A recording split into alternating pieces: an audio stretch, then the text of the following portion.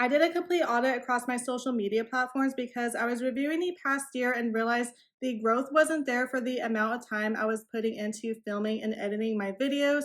And the definition of insanity is doing the same thing over and over again and expecting a different result. So that's why I had to take a pause from filming long form content and switch to short form content. So that way it gave me time to analyze the data across my social media platforms. I reached out to family and friends asking, in what ways can I improve my social media channels?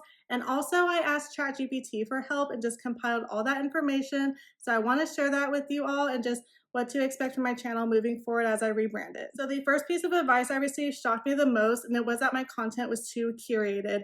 And I thought, no way, like my content could be more aesthetically pleasing. I could have better angles, better lightings. I could be more organized.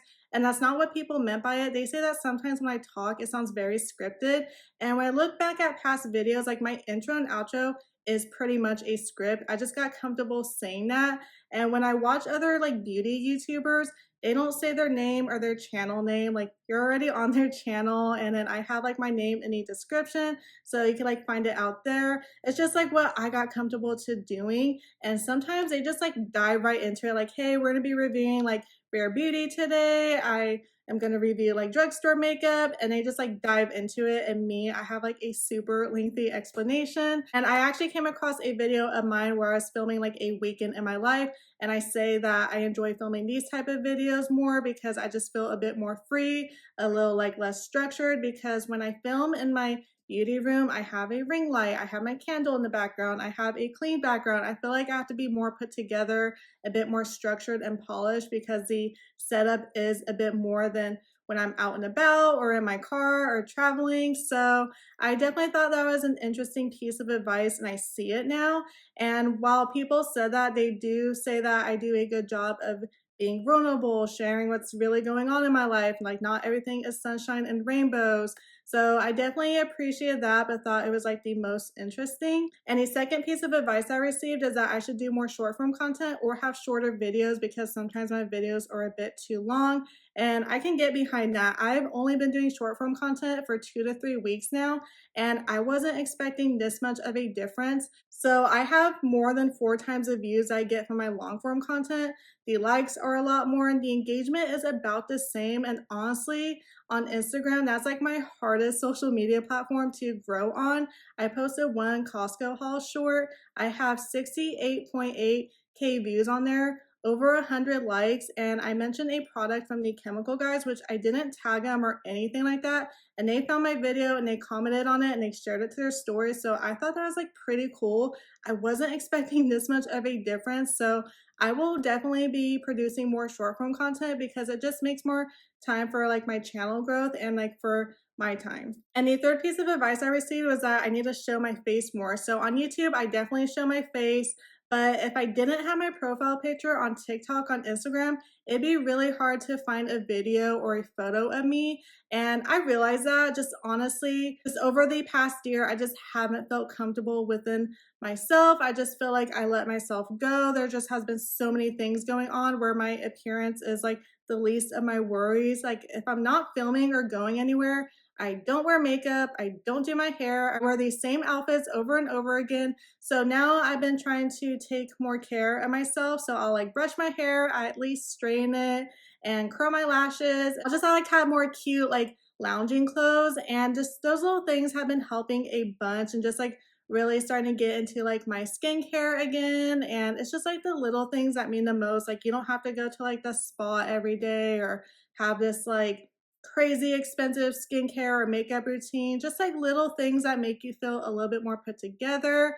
And that's honestly been helping me a lot. But I still am a bit uncomfortable just like taking photos of myself or like showing my face in like a YouTube reel or short, because most of my reels and shorts, you don't see my face in it. I'm like hardly there, and it's like really hard for people to connect to you that way. So I'm definitely stepping outside of my comfort zone and trying to post more photos of myself in there or include myself in my reels and my shorts.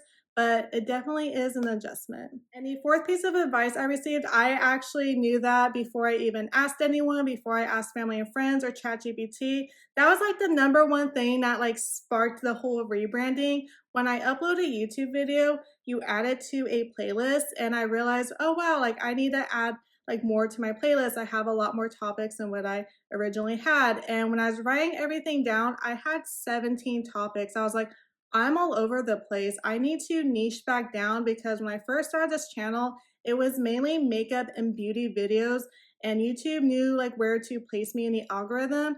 Like when I was going through it, I had like Dollar Tree hauls, I had lifestyle videos, I had travel videos, I had Black Friday ads, I had Christmas gift ideas, like Mother's Day gift ideas, beauty videos, goals, just like a bunch of randomness. And I was like, okay, I need to niche down. I'm all over the place. And same thing, like friends and family didn't really comment on that. They're like, yeah, you're like a beauty channel. But ChatGPT was like, yeah, you have too many topics going on. You need to niche down because YouTube's not going to know like where to put you. So I decided to niche down to beauty and lifestyle videos. I know my name is Beautylicious Budgeting, and I realize I do share the deals with you all. You all know I love shopping at Dollar Tree, TJ Maxx, and Marshalls, all those places. I like to travel on a budget as well, but I don't really dedicate videos to that just because I feel like budgeting is very personal and different for everybody. So I was just like, okay, I'm trying to come up with a different channel name, but just trying to figure it out. But right now, I plan to niche down to beauty and lifestyle type content. And I realized over the past year, I was second guessing myself a lot and comparing myself to these larger channels, and it just wasn't becoming fun anymore, along with like personal life obstacles that came across the way. I feel like I was focusing on quality over quantity and just trying to film something to meet that uploading schedule, because despite what was going on in my life, I never missed an uploading schedule. And to try to level up my content, I would completely like move things out of the way. I would clean it. I would get my ring light out and like plug it in for better lighting. I bought all these different tripods. I cannot find a good one for like over the head angles. Like it always drops or breaks. I bought a few off of TikTok, off of Amazon, and I don't know why it's like not working out for me. Even Ernie tried it out. I'm just like, everyone else can do it. Like, why can't I like find a tripod that works? I'm willing to spend the money on it, do the research on it, and it just like doesn't work out. So I'm trying over here. And then my ring light broke for my phone, but I'm still using it in the meantime because all this does cost money. We just moved in. So anywho, I am trying to improve on that over here. And from looking at my playlist and looking at my best performing videos, I realized that my best performing videos were the ones I second guessed the most. So like one was like the Sour Patch Kids and Morph makeup collection. I remember there's an air show going on, and I just thought, oh my gosh, this is gonna like ruin like the audio. You're gonna hear it in the background. And I was just like in my head, and I almost scrapped the video entirely. Thank goodness I didn't. So I just like realized it's the videos that I second guess myself the most, and it's the videos where I'm sharing like my real life with like my friends, my family, and like what's really going on that are doing the best, because people want to see you. Yes, it's a little bit about the content. When I asked a friend like, hey, can you give me honest feedback on my channel?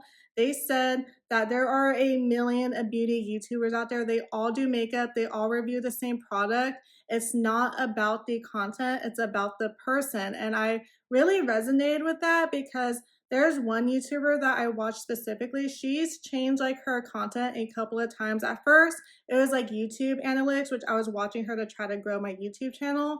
And then she moved on to like home renovation and construction, which I have no interest in. Like, I'm horrible at that stuff, but I thought it was like so cool. She was able to do like all these things on her own, and it was fascinating to me. I liked her personality. And then she became a mom, and I don't have any children. I still watch it for her, so that totally makes sense.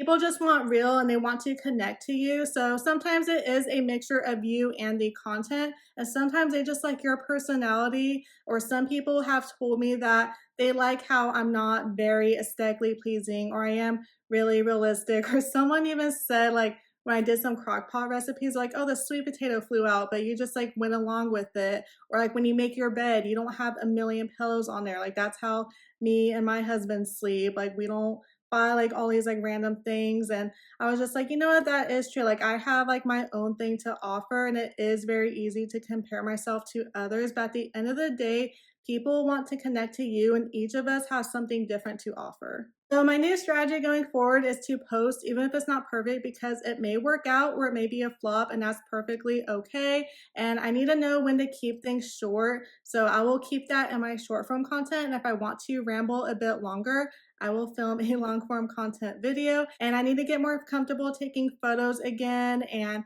putting myself in the reels and the shorts. And the main thing I want everyone to take away from this video is that if you feel like you're stuck doing things the right way, that your way is enough.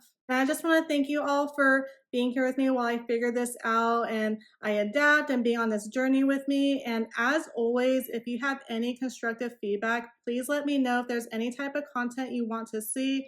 Also, let me know, because you're the ones watching me. So I deeply appreciate all your love and support. And I'm really excited for this rebrand. And I'll see you all in my upcoming videos.